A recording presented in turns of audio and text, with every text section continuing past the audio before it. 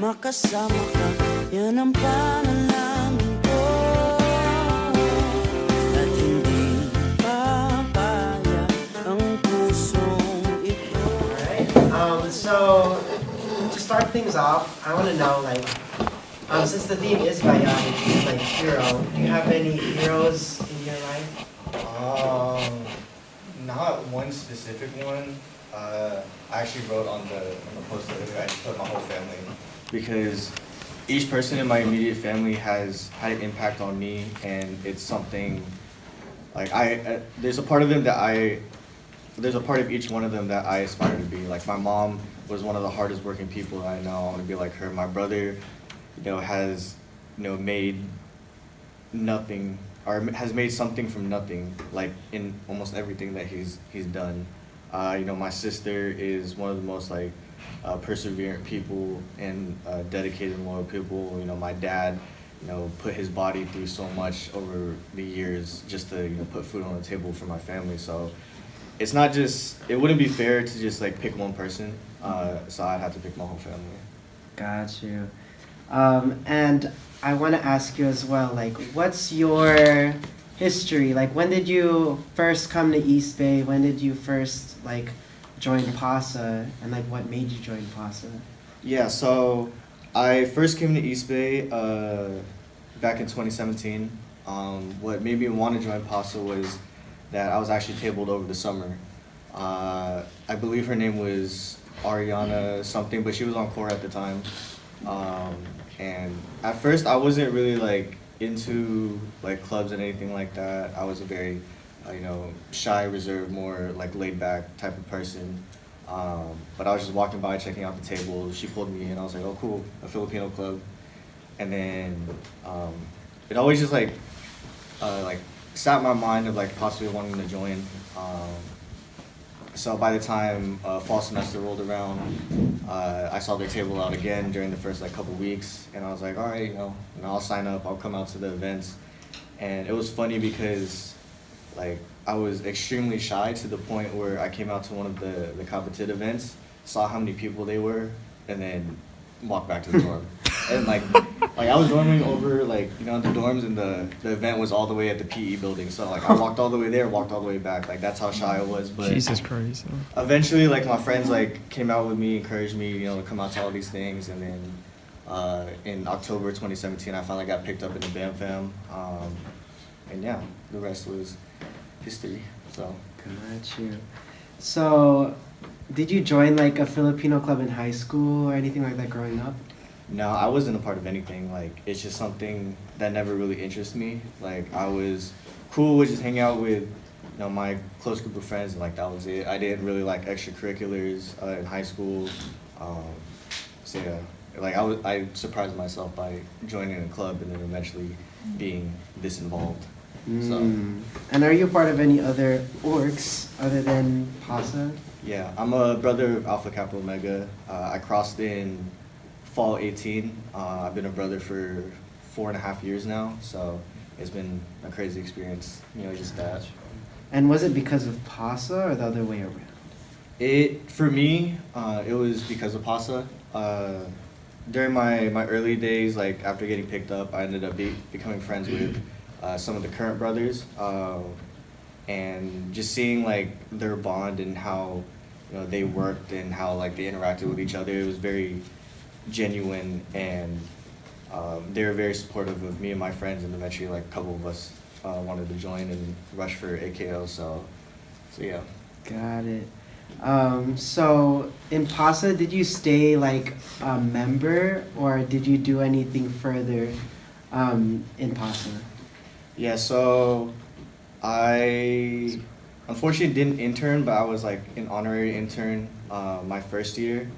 Then eventually my second year, I was elected onto core as CoPo, and then the year after that, I became VP. And on top of that, I did a couple friendship games, PCNs. I basically done everything that Pasa has to offer. So. Gotcha. And what motivated you on becoming a community and political affairs chair? I don't know. It kind of just it kind of just happened. It was something that I didn't necessarily want at first, but the opportunity was given to me, and I just jumped on it, you know, not knowing how it would actually be like. So actually, like, getting the position made me want to, like, learn more about, like, what's going on in our community, what's going on in the world, and, you know, just think about how can I educate, like, our members and, you know, the people in it. Got it. For CoPo, like, what other, like, other than being founder of PACC, like, what other things have you done in your term? I helped out with competitive events. We had, my very first event was a joint event with our competitive director. It was a little, like, bonfire, sing-along type of thing, but I really just wanted to promote, like, the community aspect of my position. And on top of that, I also connected and reached out to NC Pasa and got close to their members, and they actually came out to PACC and had a workshop there. And on top of that, like, I helped out with some of the like the intern retreats and just, like, helping plan some of the workshops there. So. Gotcha. And why do you think it's, like, important, like, for CoPo to, like, spread that message to, like, to PASA members about, like, Filipino history and stuff? It's very important because you know the saying, like, no history, no self. It's very important to make sure that we always learn about our history, learn about our culture, learn about our past, and to make sure that we keep on learning it and keep on passing that knowledge, because it's something that we cannot afford to let ever die or get lost, you know, throughout time. Got it. And jumping back to when you first created PACC, I want to know, like, what was your idea behind it? Like, what was your intentions? So, first off, I want to say that I'm not the only founder of PACC. It was a joint thing with my co at the time, Jose Reyes, so I want to make sure that, you know, he gets his flowers and his recognition as much as I do. But when we both got CoPo, it actually wasn't our idea. It was the previous core's idea during the revision of the Constitution. The CoPo at the time, Brent Belancho, was like, hey, next year I want the CoPos to host a conference. And, like, that was it. That's all we were given, just a conference, no blueprint. They didn't tell us, you know, what it was supposed to be about. And they said, make a conference, and that was it. So over the summer and all the fall semester, me and Jose, you know, worked hard to, like, come up with what we wanted to teach and, like, just set up the format and, like, the foundation of how, like, we wanted it to be in the future. Because if it's in the Constitution, our goal was that, like, it happens every single year, and, you know, thankfully it has for the most part, aside from, you know, the hard parts of COVID. Yeah. But yeah, like, we just wanted to we wanted to be able to teach about history, culture, also have that sense of community. So we wanted to invite, like, other organizations to participate as well. And yeah, so we ended up having, like, 3 organizations, 8 guest speakers, and, like, 5 different workshops. Wow. So, yeah. Could you, like, recall any of, like, the other presenters or workshops or topics? Yeah, so the presenters, I actually have it saved on my phone because I just want to make sure that, like, they get their recognition as well. So the organizations that we had there was Alpha Kappa Omega, Alpha Phi Omega, and NC Pasa. The presenters were, the first workshop was a presentation on the Philippine-American War, which was led by Almer Cespin and Akela Gomez. Almer ended up being one of my successors. And then AKO did a workshop on the history of the Katipunan, which was led by Brent, as well as another brother, Martin Atienza. Then AFIO, which was led by Jose, did a workshop teaching the history of the Bataan death marches. And then NC Pasa did a workshop on why the X, like in Filipinx or Latinx.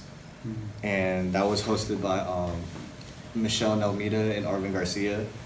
And the last workshop was the history of Lumagan, which was led by our current choreographers, Becky and Aaron. Mm-hmm. So yeah, they've come a long way too.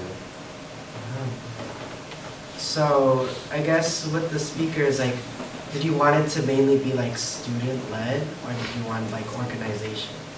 A mix of both. Obviously, for it being the first time, we didn't really know who to go to, so we just worked with like organizations we already had like a connection with.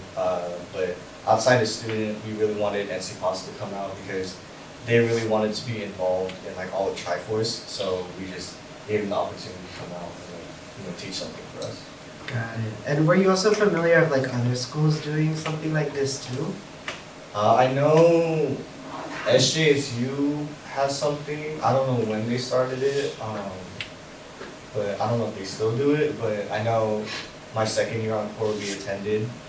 I honestly forgot what it was called. It's been a while. Got it. Yeah, they call it RAP.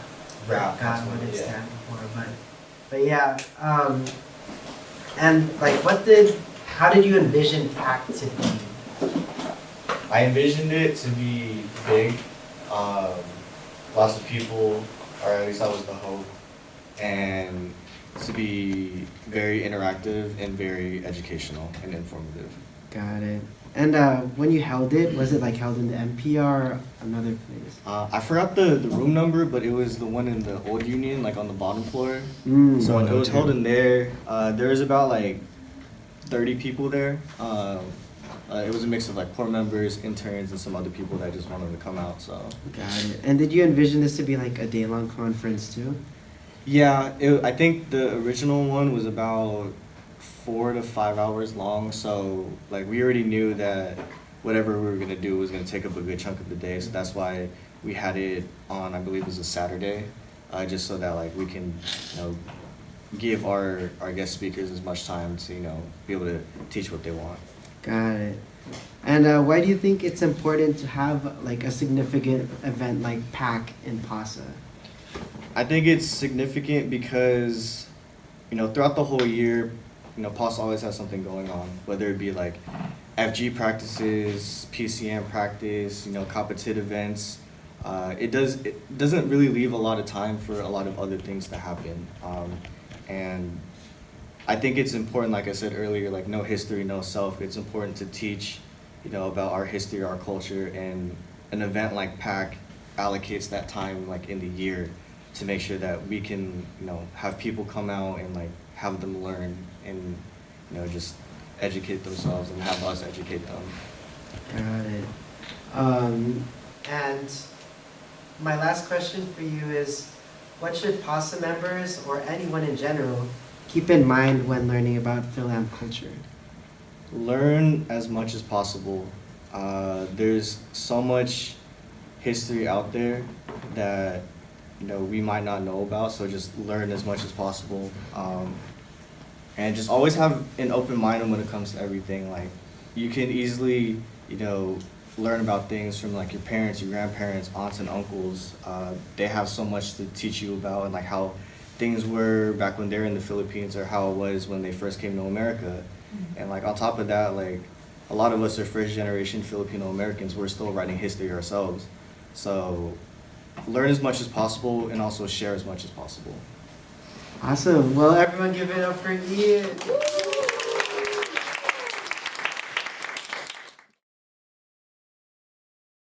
Okay.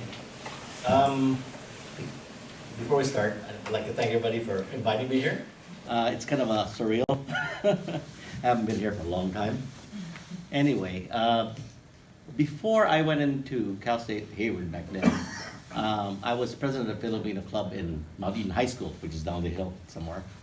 So, and my sister before me was also president of the Filipino Club in Mount Eden High School also. So I kind of followed her over here. So when she came in here, she's not here, so I'm talking about her. She's the one who what do they call it?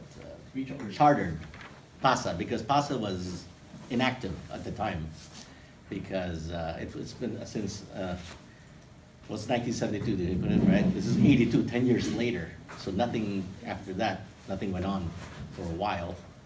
But seeing that my sister, who had some experience of running a Filipino club, she decided to, recharter Pasa.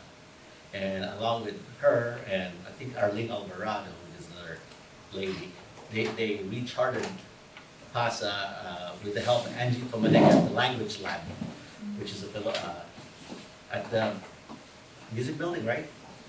Anyway, what was the vibe back then? It was a big commuter school. That's what the vibe was there, you know? It was nobody here. After 6 o'clock, everybody left, pretty much, you know? And the little people, students who left, who stayed here is from Carlos B. dorm down the street over there. But anyway, they hardly left there, you know? So pretty much, we began trying to get something going. And it was tough. I mean, it was like pretty much hang out at the cafeteria, which is right behind me right now, which is the student union. Now? Is it student union now? The old, yeah. There's a cafeteria back then. And we would hang out there and pretty much buy fries and just throw it on the table and see what they attracts. People would pass by and they say, oh, okay, free fries. You want to join the club? That kind of thing. And at the time, it was difficult, but I sort of like knew what kind of people were coming in. You got usually the Filipinos who are just here for school, you know, usually, you know, I'm just here for a degree and I'm out of here, right? And you had people who just came from the Philippines, right? It's very also married, trying to make it here in America. And then you got the feeder school from different high schools that come from the Bay Area that come here, and they're looking for something to do, but there's nothing to do at the time. And I, you know, and Filipino-wise, you know, we didn't know who's Filipino, who's not. Could be Mexican, could be Filipino, but pretty much you can tell after a while. So anyway, I started just recruiting one by one, and that was pretty much after a while, yeah. And as pretty much all the Filipinos congregated at the language lab, because that's where Angie Tomanek, who became our advisor, pretty much, and she also became our Tagalog teacher after a while. You know, we were able to resurrect the Tagalog class here, and also, and it was pretty cool, because that would kind of galvanize everybody to, you know, be culturally aware at the time. And pretty much we started with that, and then I noticed that there are most of the Filipinos, they're nurses, computer science, or pre-med or pre-med or something like that, pre-med at the time. And I started, you know what, you keep taking the same classes, why don't we gather all the exams and the midterms that you take and put it in a file, so the next, you know, people take that class can study. You know, so that pretty much worked out pretty well. That's another thing that we got people to be involved in. And after that, we also got involved with even visiting the Manongs in Delano. They were still alive at the time, so we were able to do that.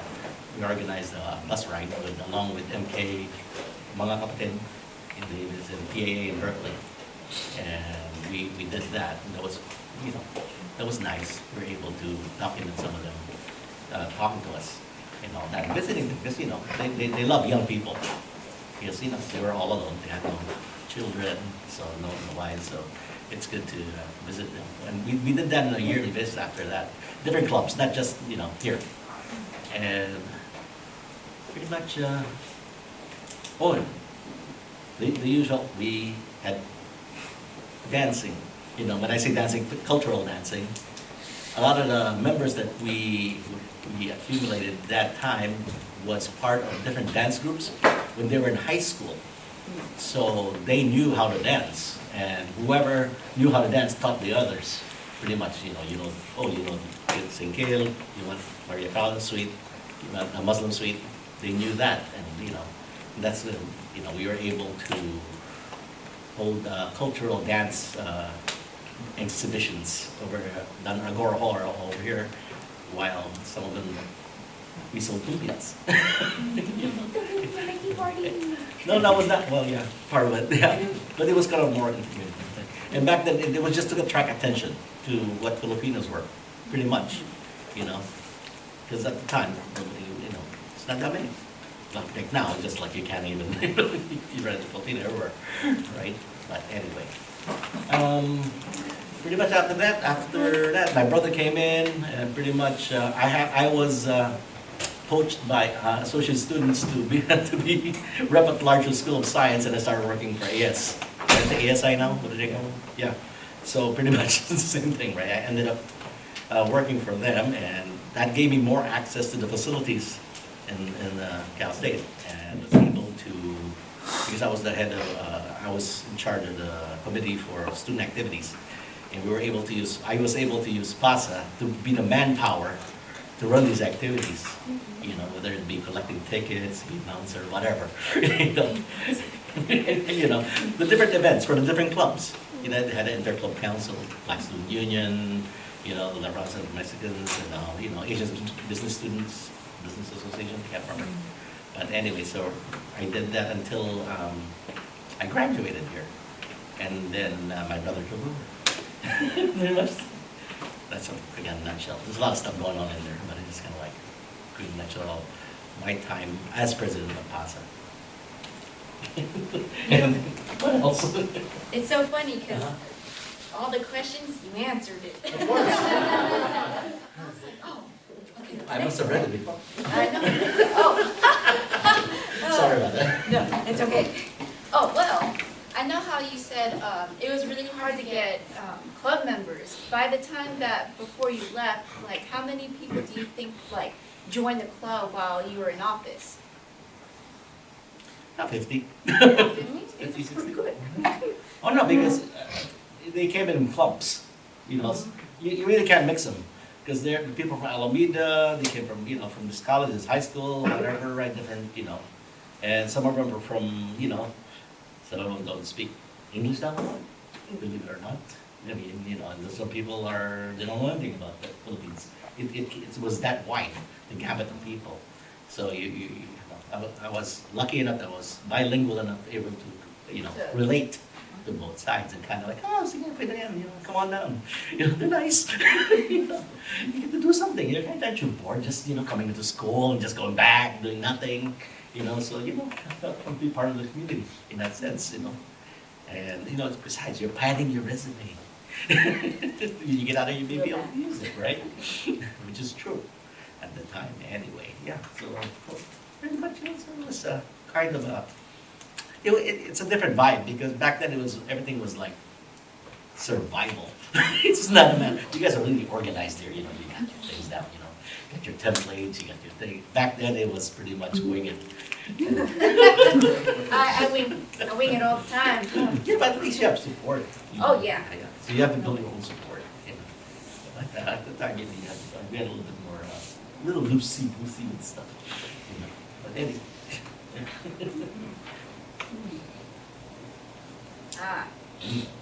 So, do you have any crazy pasta stories you'd like to share? I don't know. Or one thing I would Besides, like. no, I wouldn't crazy pasta. As in, Or I could also ask, what was the fashion like during the 80s? Like, what kind of like attire would you wear? Because nowadays I had a knitted tie. Knitted tie. Yeah, what a knitted tie is. It's straight on knit. You know, like crochet tie? It's a tie though. No, polyester. The 70s. This is getting softer. The look is starting to get softer. A little bit More relaxed. Yeah, a little bit more relaxed. Besides the weather here, you know. Yeah, a little bit more. Yeah, I pretty much. And then it depends on what year you're asking. The era. The attire was a little bit more formal. I don't know why people didn't dress formally back then. You know, but yeah, no skateboards. No skateboards. Only broken umbrellas. This is the right here when you went. So one day it's gonna no. You do this when it's raining here, right? Broken umbrellas and yeah, but people were I don't know, older. Yeah. Yeah, the average age was like 20 something. Yeah, 24 when we were going here because you know it was a commuter school. People were going back there, you know, very few really young people. Yeah. So it was a different kind of life in that sense, but people are more here. I don't know, Put together. Yeah, well, not put together, but you know. Oh, Yeah, it's you want to make yourself presentable while you're at school. yeah. Yeah. I guess. More, I don't know, professional? I don't know. I mean, you tell them one thing, they'll do it. You know, there was instruction back then. Because they've been through more. Compliant or conforming? Capable. People. You pick capable people, so you don't have to work so hard. Ooh. What was your major? I was BS Bio minor in Chem at that time, yeah. I was a double major in Chem, but I missed one quarter of German. You needed German to get a BS in chemistry back then, Wow. because they want you to learn the gestalt of the research literature, and it's mainly in German in chemistry. You really want to know this? That's interesting. Yeah, so yeah, you need to have like at least a year of German to be so and by that time I got into medical school like that. I converted my major into a minor. Huh? Yeah, go ahead. How did you balance being a bio major and being part of ASI? That is so many commitments at the same time. I was rep at large of the School of Science, so I was already in the science building all the time. So I funded their computer micro lab downstairs with a bunch of Commodore 64s, and then they did, downstairs, more science, I can't remember what it was. But how did I balance it? I don't know, I just did it. I don't know, I mean, back then, yeah, you just there's no internet, remember that. No internet, there's nothing to do. You can do it too. That kind of says something. Look, we were not connected, we were not distracted. That's what I'm saying. There is no cell phone, there's no internet. You know, and you say, what am I going to do now? Right? Oh, I got to work on this. Actually, you're busy because you're doing. At the same time, I was funding for the student activities committees, which that means I have to interview PANs, lecturers, comedians, that I hired because I had a budget of 20 grand, and I think something like that quarter to use that up, or else you lose it, And then so that was like all these little performance all over the thing. I can only imagine networking, because for me I could just send an email and contact anybody, but when you have to go up then. No, I had to listen to tapes that they sent to me. Yeah, the bands, tapes, like cassette tapes. Yeah, and they get mad at you, and they're like, you don't listen to my tape. And then I mean, they're the ones who, they contact you. Like I hired Dana Carvey. I know, he's a comedian. Wayne's World. Anybody knows Wayne's World? Saturday Night Fever? Saturday Night Live. Anyway, I'm old. Bill Clinton, which I did not, he's supposed to speak here, couldn't afford him. But they contact you, and then give everything, a bunch of stuff like Laserium, which is a bunch of laser light shows, and shiny all over the place. It's kind of cool, stuff like that. But yeah, and then I thought after that it was just, pretty much. What else? Oh. How are you on time? Yeah, You answered all the questions. Love it. Well, right through. Oh my God. Talk slowly. Oh, yeah. My uncle's a fast I talk talker. fast. So. I think we'll move on to the next. Yeah. Don't get me off the hook.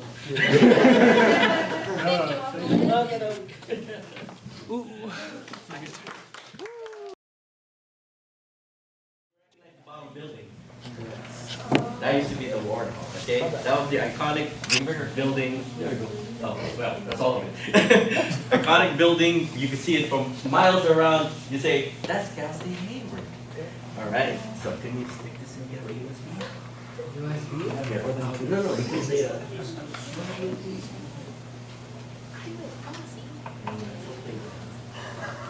There you go. There you go.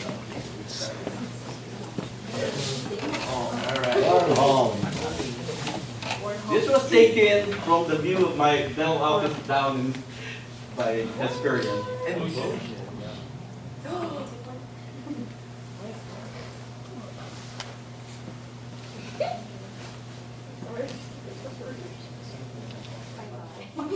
Oh God! Oh my God!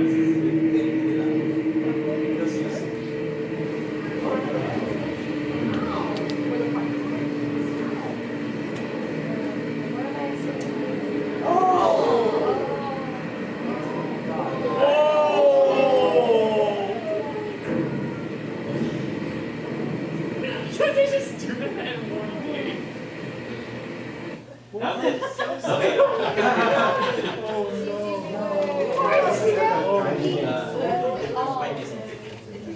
I have another question. I have another question. You need, It's okay, yeah. I like that angle. Give it to Elijah.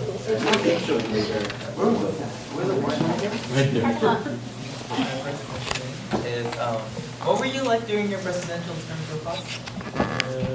As the play goes, I was having fun. Well, actually, everything was very easy for me because everything was laid out already. I just followed in their coattails. So I just naturally landed to be the next one in line for succession. Right? But at that time, the club was floundering already. I mean, the academic things that he set up, nobody was contributing anymore to the exams, and half of the administration was the club. So, right? Just like a dozen people. So I said, and everybody, and we talked about it, I said, why aren't people coming? Well, everybody's studying hard, and then they don't want to spend more time at school to have fun, right? They have fun elsewhere. They go to the clubs, the concerts, and stuff like that. I said, so if they're going to go to have fun anyway, why don't we just all go have fun? Then at least the club will be there, and we will keep the club alive, and because we want the presence of the club still on campus. Because if that disappeared, then you don't have club, you have to recharter everything. We just want to keep it alive. So we decided, we're just going to do social events. So pretty much we turned the club into a social club, and that worked until I left. So I don't know what happened after I left, but it kept it alive. And but how are we going to fund these social events? So yeah, like you heard of the infamous lumpia parties and cookouts and selling. So what we actually do is, I don't know if you remember from the play, there was a character named Vincer. I was trying to get him to come here today, but he just got in from Cartagena, Colombia this morning at 3 a.m., but his parents' flights were delayed, so he says, I'm sorry, I can't come. So, yeah. But, we used to go to his apartment down in Cyprus over there, and we'd have lumpia rocking parties. We would cook the meat, and then get the mixed vegetables and start wrapping, but we don't cook it there yet. So we bring it to, usually we have it in front of the music building, because they have an outlet on the wall there. So everybody get their deep fryers. So set up a table, put the deep fryers, and start cooking it. And of course, that smells good, man. Everybody starts coming up, what's cooking over there? And we get sold out. Yeah, we would get sold out. And that's how we funded things. And then later on, actually dances would make more money than lumpia. So and my brother and I, we already have a DJ company, and we were one of the first mobiles in the Bay Area. And he said, okay, why don't we just have the club hire us, and we'll have it's a money-making thing, And yeah, so we had a lot of dances. So it's dances and lumpias. Dances and lumpias. That sounds like a fun. Yeah, that's a nice title for a story, right? Lumpias and dances. So with like the events that were happening, did you guys have like club officers back then? Like, Yes. We had the usual president, vice president, secretary, treasurer, and historian. Kind of. Historian was anybody who owned the camera. Yeah. And I used to do the slideshows also but slideshows back there was not like now. It was actual slides in the slide machine where narration was from a tape recorder, and we just changed the slides. So you guys didn't have like social coordinators, public relations? No. Everybody pretty much, whoever had the resources is the one in charge of that particular event or thing that we're going to do. So was the officer positions just open to any general club members in and out? We still had voting. We voted amongst ourselves. Okay. No secret ballots there. So I wanted to ask you about the ski trip. What happened during it, and is there anything like memorable that you like to share? Let me show you a picture of the ski trip. Alrighty. There you go. Believe me, that's me on the right. That's in the middle is Vincent Beret, next president after me. Oh, I think I switched back and forth actually. And he married her, Joy, my colleague. My secretary. This used to be our secretary, but unfortunately she passed away. And Joe Gata, member. He's the red shirt. I was kidding. That's a start for now. No, no one's gonna hit you. Yeah. Yeah, and we had the other ones. It's okay. You know. Oh, that used to be the cafeteria. That's where we had everybody bought French fries and everybody just shared French fries. It literally looks the same. Yeah, that's just Yeah. they haven't changed. Yeah, right there. Would you guys buy fries? The cafeteria was kind of like everybody goes to the cafeteria before you run to the next class. So there's always somebody there sitting there with fries. So at that time, there was just a Taco Bell and then that restaurant where you just buy fries. There wasn't a Taco Bell. It was just cafeteria. Oh, Yeah. Okay, we'll move on. That's It's one a of luau the, making party. yeah, one of those, you know. And then like former members, unfortunately, Tito's passed away also. I don't know what the fashion is. Yeah, well, fashion, okay, good, you're fast, go, keep going. Yeah, keep going, so be fast.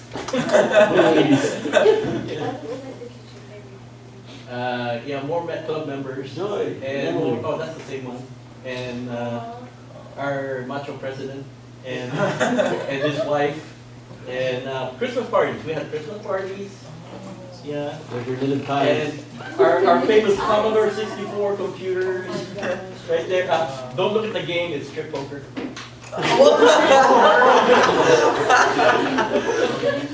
And yeah, more members. And we went to Santa Cruz Beach. Yeah. And you know, typical parties. That was the Hawaiian party. Yeah. Is an actor. And keep going. Just more pictures. Yeah, so okay. These are the Mount Eden students from. No, Alameda in the bottom. Alameda? Yep. Oh, okay. It's your problem. Okay, keep going. More members.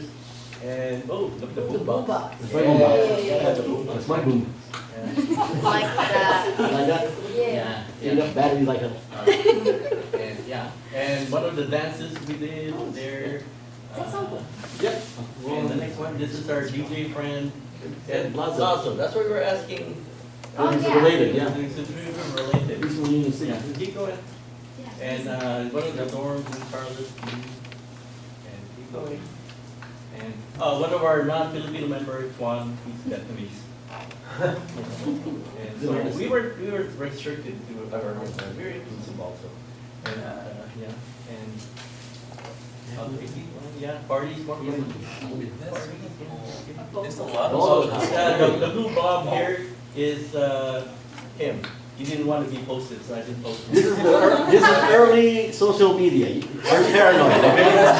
Post anything on me. Of course, graduation. It's called Microsoft 8. Graduation and university. This was Photoshop back then.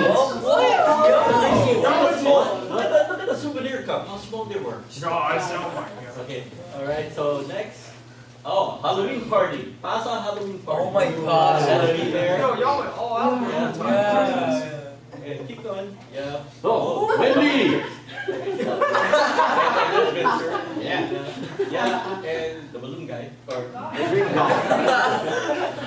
Yeah. And keep going. Yeah. Been blued out again. Yeah. Oh, we went to Yosemite. Yeah. So we hiked in Yosemite and keep going. Yeah, that's still I think that's still the Halloween party. Yeah. Keep going. There you go. Oh no, wait. That's probably the toga party. Toga party. Toga party. Go. I know. Pretty bad, huh? That's was making one of the lumpia. That's a music building right there? No, I think that's Michael John. Oh. Okay, keep going. And different members, keep going. Yeah. Oh, so it's not. Oh, I like the Pasa cheerleaders. Go back to the Pasa. Oh. There's the Pasa cheerleaders. I like the bishop sitting in the back. Yeah. Apparently, the That's a bishop. is back. Yeah, that's a bishop's thing, yeah. Somebody came as a bishop. Keep going. All right, there we go. Next, toga party. Yeah, Oh, and sometimes Cal State would have events. They had this event. Get next one. The Blues Brothers Lookalike Contest. You don't know the blues. What? This is me, isn't it? That's I'm the this thin one. area here where we're sitting. This is where this building is now. Right, we're sitting on it. Yeah. Oh, yeah, you're 70. What about blue dog? Glued up. Yeah, more you Getting good. you glued up. Oh, the boss mate. He was never here. That's so cool. I wish we need to bring back most of this. The people they were so intense, you know. I mean, especially midterms and finals. And right after finals is usually when we go, you know, to release. We would show outdoor movies out there too. Yeah, yeah. We can do it easily now. Question. Especially movies. Do you guys have like a Pasa house? Like a place where you guys always have your parties, or was it just everywhere? We usually just have a room, one of the lecture rooms, small one, it's a classroom. You know, like we would, so-and-so will meet at Warren Hall, sorting room at this time, you know, that kind You of. just have to Whatever reserve. rooms available, we used to take. Places everything.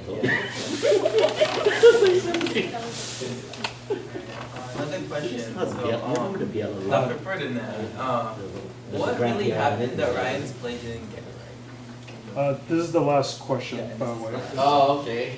What really happened, contrary to popular belief, I did not take all the money. You took all the money.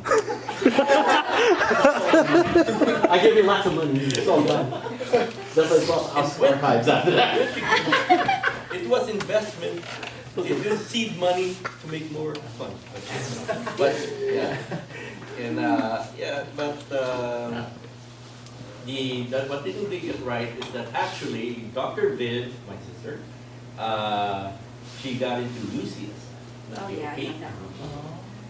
Dr. Ed got into UOP, and I picked UOP because I also got into 3 other dental schools.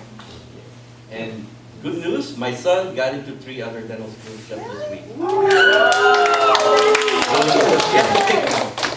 So 3rd generation is on the way. It was our last hope because Nobody wanted to become a dentist on anymore. my dad's side, they had 10 apos. You know, apos is grandchildren. Yeah. Only 1 him. On my mom, because I also married into a family of dentists. My wife is a dentist, whose mother was a dentist, whose brother is a dentist, whose parents are dentists, whose parents are dentists. Okay, so out of the 9 grandkids, he's also the one. Wow. So we were happy that we have another generation going. Yeah, 13. Keep the legacy. All right. Thank you. That was the last one, right? Yes, thank you.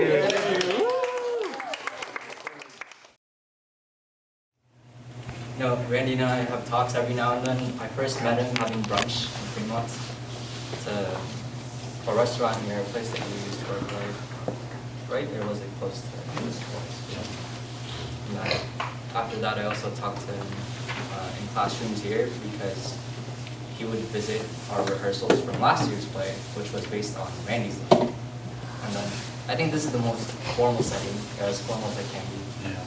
So pretty interesting how it Well, changes every now some and of you then. may or may not know that, Elijah played me in, Pasa 50. So he was younger Randy. Yeah. Started out with the old guy. But it was a pleasure to play the role and also follow in your footsteps and be president again. But, so So for our first question, after watching PCM this year and hearing Ryan's relative story, like, what are your thoughts about it? To be honest with you, I left this campus in 1975, and I wondered what was going to happen with Pasa. When we first started Pasa, back in '72, we had a difficult time in terms of starting. The core group was 6 to 12 people. The way that I got elected president was we're all looking at each other in this room, our first meeting, and nobody wanted to volunteer to be president. And I just thought, well, we're not going to let this organization, die because nobody wanted to step forward. So I stepped forward, and it was difficult that first year in terms of trying to recruit people. So this has been a constant problem since the very beginning. What made it difficult for us was just, people have said, Cal State was a commuter college. There was no dorm here. Well, there was only one dorm, and I lived in it, and that's Carlos B. Dorms where there are now was a parking lot. There was nothing there.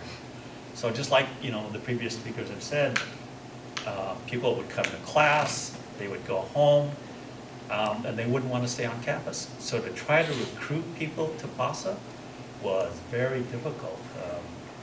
We did it by, basically pulling people as they were registering for class. We would sit outside the doors. Anybody that looked like they were Filipino, we would grab them and say, hey, you want to join Pasa? It was good for the guys because it was easier for us then to talk to the women.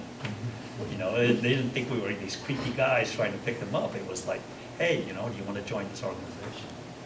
So when I saw, this last, the PCN for the 80s, it kind of brought back some memories to me in terms of, how informal PASA was as far as passing down the leadership of the organization. We didn't have an election. It was just, who wants to do this job? And, people volunteered. But I was seriously concerned about what was going to happen to PASA, after we left. And to be honest with you, I didn't come back to this campus. I probably came back to this campus once or twice in the 80s, once or twice in the 90s. And I lost contact with PASA. I had no idea that PASA was still in existence until I think it was 2011. And I was actually in Vegas, and I get a call from somebody, and it was one of the historians from Pasa, and they said, hey, are you Randy Sabado? Are you the founder of Pasa? I said, well, I was the first president of Pasa. There was a group of us that founded Pasa. So that was the first time I had been contacted by anybody in Pasa, for many years.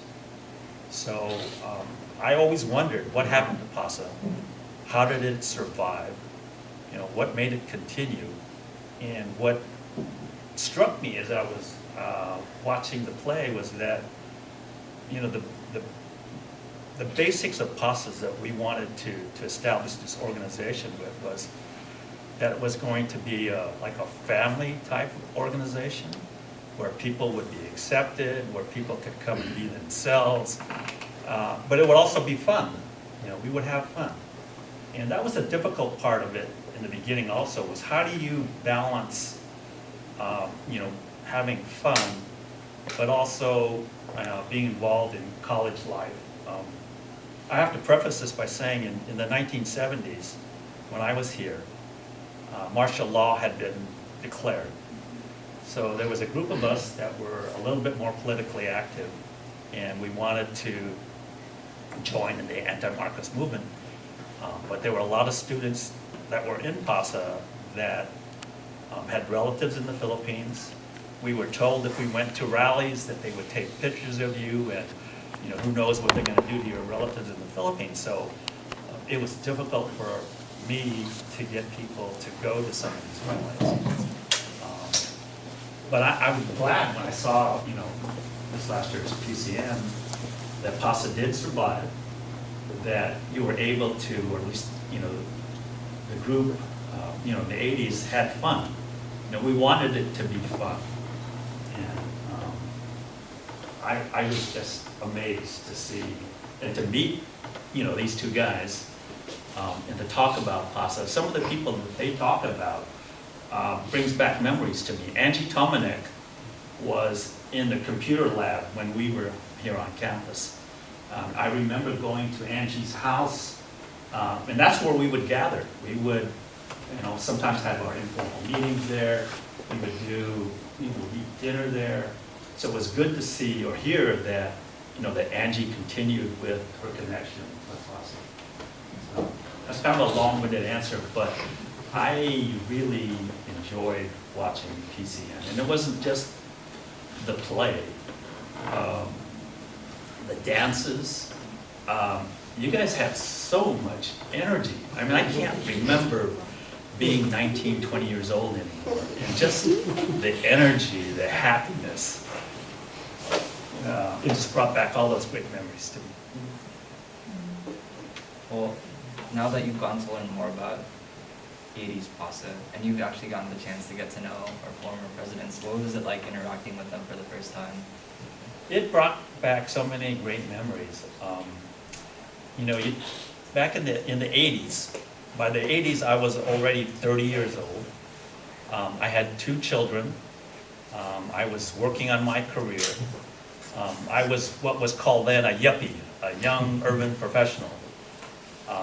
So in a way I lost track of the political side of what was going on.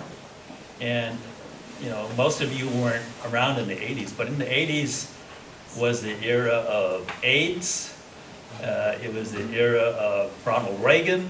It was a conservative time, in this country.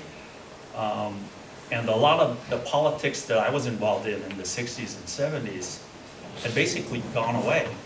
We had fought for, voting rights, for all these different rights that were denied. And by the 80s, this whole country turned to the conservative side. And what got to me was, this, as I said, this was the time of the 80s, and there was a lot of homophobia then. If you were, homosexual, whatever, people would just turn their back on you. And it's amazing to me how many people died from AIDS just because of I don't know, just insensitivity and lack of interest. But, I was also part of that. I was growing up, or like I said, I was 30 years old in the 80s, but I was too involved in raising my family and my kids. And I think the lesson learned from that is that, all the stuff that we did in the 60s and the 70s, all those things that we fought for, some of it went away, because of the conservativeness of this country and the people that held political office. And what I like to impart to people is that you have to be vigilant. You have to be aware of what's going on. You can't let things, rest on, your laurels and what you did back in the 60s and 70s. In the 80s, to me, and you guys can correct me, the 80s were, I think, like disco? Yeah. So I remember in the It's 80s. very more irreverent actually compared to the 70s. Yeah. Yeah. It was more like maybe the late 70s, early 80s. Yeah, yes. We were late 70s, early 80s. Yeah. So, but AIDS came in later for us, or for me anyway. I had Yeah. patients who had AIDS when I was there in dental school, and it was bad. We were It the was San first. Francisco. We were the first class to be mandatory gloves. Yep. Put it that way. I was the last class to be trained with no gloves. And as I recall, in the late, maybe it was early 80s, Yeah. martial law ended. Correct. And then around the middle of 80s, like 86, Yeah. 87, was People Power, Correct. Corazon Aquino. Mm-hmm. So there was all these political movements that were happening, not in this country, but in the Philippines. Right. So that's what I remember of the 80s. And I always wondered whether, Pasa in the 80s got involved in any of the political things that were going on. I know, you guys were focused in terms of building the organization and having fun. but there was a lot of political stuff that was going on, and a lot of folks, got affected by it. So, Would you agree that Pasa was founded on the basis of providing a community and also being advocates for social change? well, that's a difficult one because you have to remember when I grew up in the 50s, the 60s. This is the era of all this social unrest. So by the time I came to campus, this is in the middle of Vietnam War.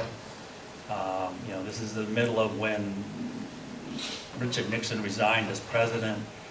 I wanted to be more politically active. The whole reason, one of the reasons why PASA existed was because in 1968 there was a strike at San Francisco State that was the beginning of the ethnic studies movement.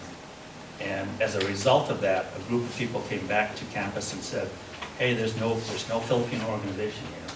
We need to start one. So we were really, or at least I was more politically active back then. I wanted PASA to be more politically active, but obviously there were other factions in the group that didn't. Because like over the years, like we could say that like Pasa became more of a social club here on campus. And I know with my predecessors, they did want us to be more involved politically and to be advocates for social change, because it's also like something that we're part of their roots. Many of our former members grew up in Stockton and then learned about Little Manila. And nowadays I feel like it's something that we don't really touch upon, but I feel like it's something that also should be addressed. So. Yeah, it is a difficult thing though, because, to me, my years in college here were a time for me to experiment, to take a chance, to let my hair down, to learn about other things that are going on. And for a lot of the students, it was more in terms of, getting an education, getting your degree and going out into the world and doing, whatever. But, at least from my perspective, you have to understand that, when you're on campus, it's kind of like you're in this bubble. All the things that are happening out in the community, and you're kind of in this bubble protected by, the fact that you can express yourself, there's not going to be any ramifications, and then you go out into the real world, and things will happen to you. When I left here in '75, one of my first jobs, I was interviewed by, this is a public agency, where one of the first questions, this is the head of the department now, this is back in the 1980s. The guy asked me, how do I explain being a minority and being articulate? And this is back in the 80s. And I looked at him like, we get an education, we're like everybody else. And I would have thought that all of that stuff would have been gone, but no. And it still exists today.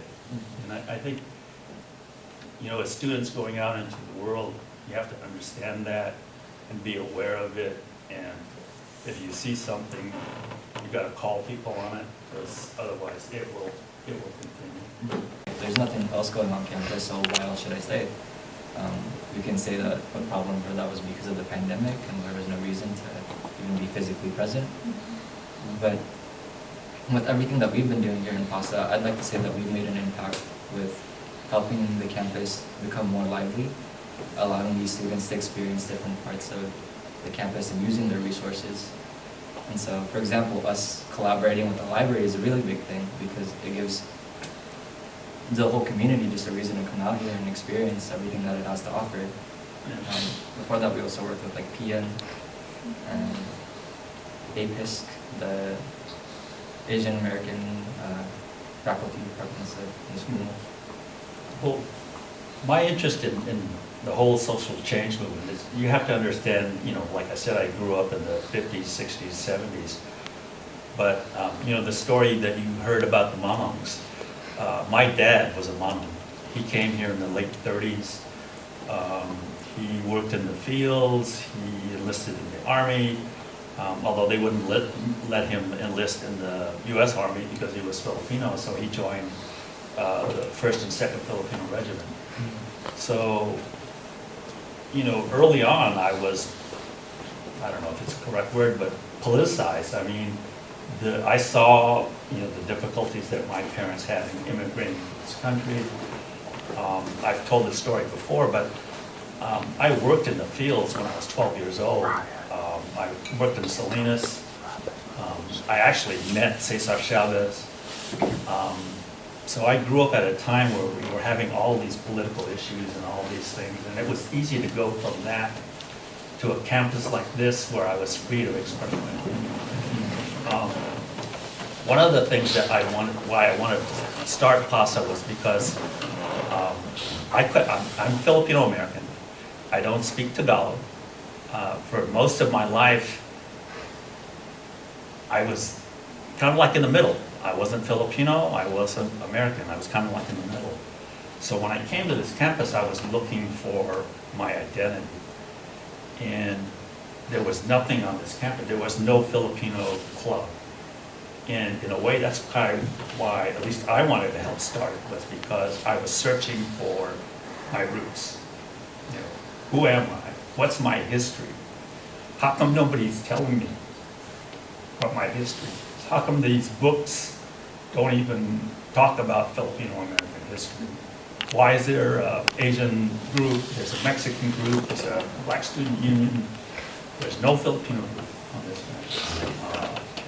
I think I also told the story. When I first came here, the categories of students were, Caucasian, Black, Latino, nothing for Filipinos. It was just a category of you were either Asian or other. I wasn't Asian. I mean, at least I didn't identify myself. And to me, it was derogatory to call me other. I'm not other. So again, you have to realize the period of time that I grew up and the period of time that I came to this campus. And that's kind of what's pushed me towards wanting to start an organization. And again, I don't want to take all the credit for Pasa. There was a group of us, there was at least 6 or 7 people that saw the importance of having a Filipino organization. And I am so very proud of the fact that after 52 years, it's still here. And it's growing strong. And it's because of you all. And the topic of this conference is heroes. And to me, it's our ancestors, it's the people that came here, that sacrificed, and it's also everyone in this room. You guys are the ones that can carry this club forward and can carry the traditions on of why Pasa was created and what we hope to accomplish. The ideas that you guys have generated after over the past 50 years in terms of a kapatid program, all the support that you give to each other, it's amazing to me. I never would have thought of that. And it's taken generations of groups to get to where we are today. And I hope, I know Pasa will continue. I just hope that the basic philosophy that we started Pasa with in terms of a place to be safe, to share your history, your culture, your language, to celebrate that. I hope that continues, 50 years and beyond. And it will. But we do thank you for starting the foundation and making it, allowing for it to get to this point. Thank you. It's been my great honor.